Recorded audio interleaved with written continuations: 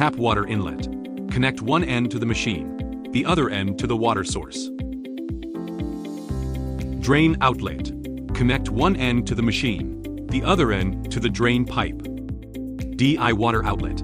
Connect one end to the machine, the other end to the cleaning machine. DI water inlet. Connect one end to the machine, the other end to the D water machine. Rinse water drain. Connect one end to the machine, the other end to a wastewater tank. Cleaning solution mixture drain, same as above. Finally, connect the air supply and power 380 volts. After powering on, open the electrical control box and check the phase sequence switch. Green is normal.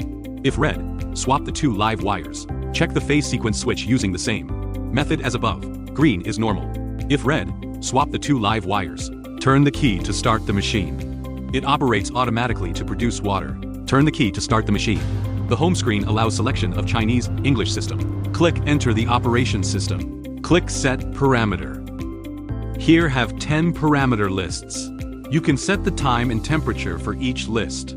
After the parameter is set, return to the automated run interface. Click Auto Run. You can choose parameter 1. Click Read. The parameter will be displayed on main interface. Then click Automatic Start. This machine will begin automatic cleaning.